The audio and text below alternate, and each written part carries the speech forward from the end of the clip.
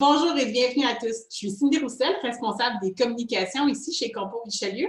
Je serai votre animatrice pour cette séance d'information virtuelle sur Bruno Levac et la nouvelle collecte de matières organiques. Je vous invite à écouter toute la séance et si vous avez des questions par la suite, n'hésitez pas à nous écrire par notre site web. Ça va nous faire plaisir de vous répondre. Donc, au cours de cette séance, nous discuterons des raisons pour lesquelles la collecte par bac brun a été implantée dans la MRC de Richelieu et des bonnes façons d'y participer afin d'obtenir de bons résultats et un compost de qualité.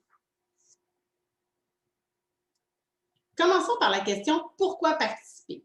D'abord, c'est parce qu'il existe une stratégie provinciale de valorisation des matières organiques. L'objectif gouvernemental est de valoriser 100% des matières organiques d'ici 2025. Cet objectif ne vise pas uniquement ce que nous produisons à la maison, mais aussi les matières organiques qui proviennent des établissements scolaires et des ICI, soit les industries, les commerces et les institutions. Dans le Haut-Richelieu, les résidences unifamiliales et les immeubles de 5 logements et moins ont été visés par la phase 1 du projet. En novembre et en décembre 2020, ce sont donc des milliers de bacs Bruno et de mini-bacs qui ont été livrés. Les immeubles de 6 logements et plus et les établissements scolaires, de même que les ICI, seront desservis dans une deuxième phase. Pourquoi participer? C'est aussi pour éviter que les matières organiques finissent au site d'enfouissement. Il faut comprendre que tout ce qui se retrouve dans les bacs d'ordures finit au site d'enfouissement. C'est le lieu de destination finale. Si, par exemple, je mets une plure de banane aux ordures, elle n'ira pas plus loin que le site d'enfouissement. Quand, à la place, je dépose ma plure de banane dans un bac brun, elle va réintégrer un cycle de valorisation en devenant, par exemple, un amendement de sol pour les agriculteurs, les plates-bandes des citoyens, les parcs municipaux, ainsi de suite. Autrement dit, on redonne à la terre ce qu'elle nous a donné. Même si on tente très fort d'éviter le gaspillage alimentaire, il faut admettre que ça finit toujours par arriver. Que ce soit des restes dans un plat au fond du frigo, des retailles d'aliments quand on prépare les repas ou un contenant oublié dans le congélateur. Il faut se départir de ces résidus alimentaires-là. Maintenant que nous savons pourquoi on doit participer à la collecte, regardons ce qui peut être déposé dans le bac brun. Avant de mettre quelque chose dans le bac brun, on peut se poser certaines questions. D'abord, est-ce que ça se mange ou est-ce que ça se boit? Si la réponse est oui, c'est accepté. Que les aliments soient crus, cuits ou périmés, ils sont acceptés. Alors, on a les fruits et les légumes, bien sûr. Il faut faire toutefois attention à retirer les petites étiquettes autocollantes qui peuvent se retrouver sur ces aliments-là. Ça représente un contaminant pour notre compost. On retrouve ensuite les pains, les pâtes, les céréales, les œufs et leurs coquilles, les noix, les noyaux de fruits, les viandes, les os, les poissons, les fruits de mer. On a aussi le café, les filtres à café, les feuilles de thé et même les sachets de thé. Il faut retirer par contre évidemment les agrafes et les petites étiquettes de plastique qui peuvent être sur les sachets. Même les aliments qui sont transformés comme les pâtisseries, les confitures, les restes de repas, les bonbons sont acceptés. Attention par contre, la gomme n'est pas permise. On peut également se poser la question, est-ce que ça se jardine? Si oui, ça va dans le bac. Donc, on peut y mettre les feuilles mortes. Malgré la collecte annuelle de feuilles à l'automne, certains citoyens ont des quantités impressionnantes de feuilles très tôt en saison ou plus tard après la collecte. Nous encourageons bien sûr les gens à pratiquer le feuillicyclage en passant la tondeuse dans les feuilles afin de les déchiqueter et d'enrichir leur sol. En cas de débordement de feuilles d'automne, elles peuvent être mises dans le bac brun. On retrouve également les retailles de gazon. Donc, tout comme pour les feuilles, on invite les gens à les déchiqueter avec la tondeuse en faisant de l'herbicyclage. Mais il y a certaines situations où on se retrouve avec des retailles de gazon trop longues, par exemple au retour de vacances. Et à ce moment-là, ces retailles-là, on peut les déposer dans le bac brun. On peut y déposer aussi les résidus de jardin, les mauvaises herbes, les plantes et les fleurs, les brindilles, les retailles d'arbustes, de cèdres. On peut même déposer la terre en petite quantité. On évite de trop en mettre pour ne pas alourdir le bac qui pourrait se briser lors de la levée du camion. Finalement, on peut se demander, est-ce que c'est du carton ou du papier souillé par de la nourriture? Il faut savoir que le papier et le carton sont constitués de fibres et qu'ils deviennent non recyclables avec le bac de récupération lorsqu'ils sont souillés. Si vous êtes en présence d'un carton ou d'un papier souillé par de la nourriture, il peut être mis au bac brun, à condition de ne pas être glacé, ciré ou laminé. Voici quelques exemples acceptés. Donc, des papiers et cartons souillés par des résidus alimentaires. Donc, la boîte de pizza en est un excellent exemple. Elle peut même servir à accumuler certains résidus alimentaires avant d'être déposée dans le bac brun. Ensuite, on a les essuie-tout et les serviettes de table en papier. Ils ne doivent pas, bien sûr, avoir été utilisés pour faire du ménage avec des produits nettoyants chimiques. On retrouve également le papier parchemin et les filtres à café. Dans le guide de gestion des matières résiduelles qui a été distribué en décembre, les papiers mouchoirs apparaissent dans la liste des matières acceptées. Cette information-là est vraie, toutefois, dans le contexte de pandémie mondiale, il est recommandé que les papiers mouchoirs soient déposés aux ordures dans un sac fermé, et ce que vous soyez ou non atteint de COVID-19. Les papiers et les cartons non glacés, qui sont propres, peuvent aussi se retrouver au bac-brun. Vous devez toutefois vous assurer qu'il n'y a aucune agrafe, aucun ruban adhésif, aucune colle. Donc, on reçoit beaucoup de colis, on fait beaucoup d'achats en ligne. Ces boîtes-là peuvent être mises dans le bac-brun, mais il faut vraiment s'assurer de retirer tous les objets qui ne sont pas du carton, comme ce que je viens de mentionner, les agrafes, les adhésifs et les colles.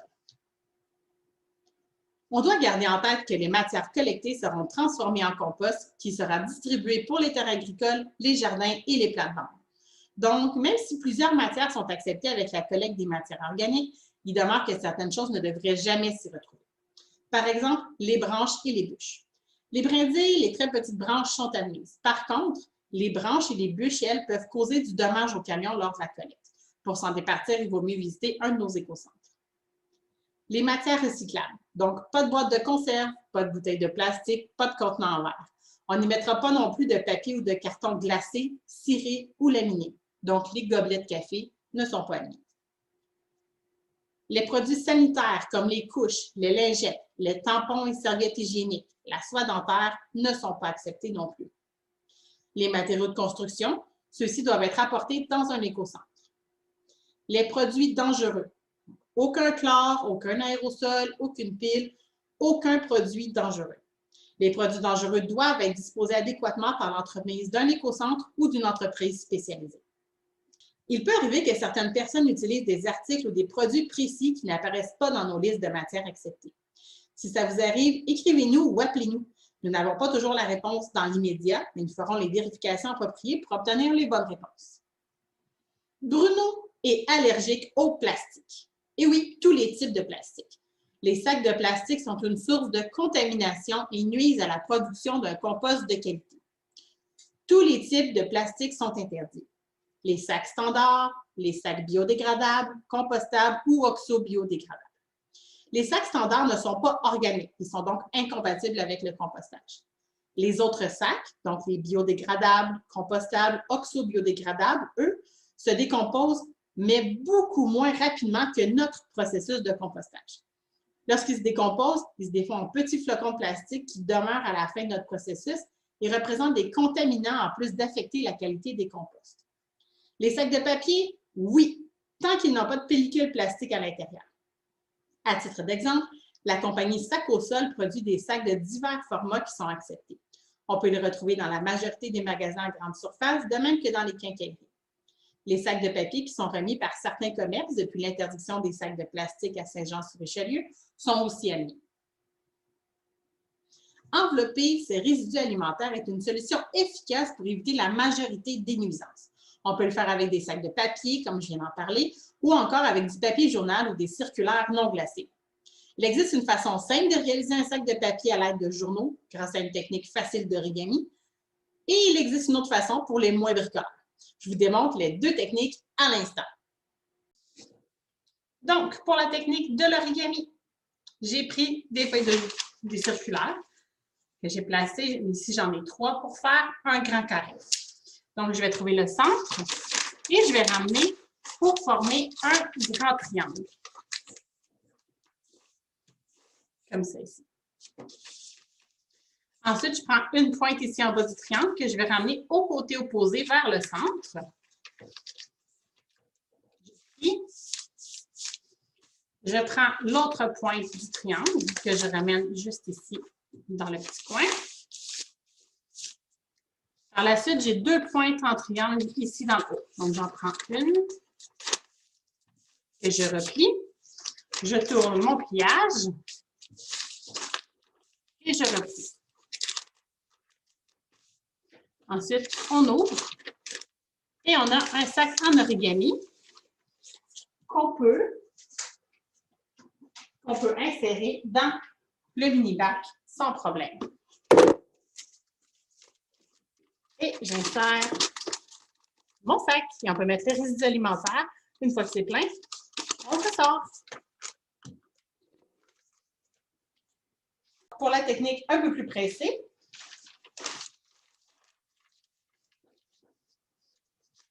on prend une feuille de journal ou de circulaire, encore une fois. On essaie de la placer pour que ça soit un peu plus large que le mini-bac.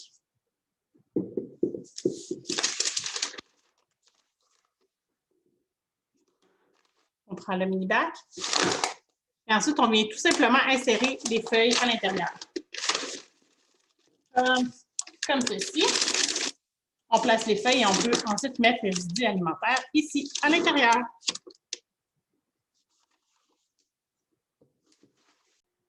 Sur le site brunolebac.ca, nous avons mis une vidéo explicative pour la technique de l'origami. Il s'agit d'une capsule qui a été réalisée par la MRC de la Haute-Yamaska qui nous a donné l'autorisation de la partager. Il existe différents trucs et astuces pour diminuer les nuisances potentielles reliées à la collecte des matières organiques. Commençons avec les saisons. En hiver, nous recommandons de mettre un grand carton ou plusieurs grands cartons au fond du bac lorsqu'il est vide et de bien envelopper les résidus alimentaires. De cette façon, il y a moins de risques que les matières gèlent dans le bac et qu'elles restent coincées lors du passage du camion.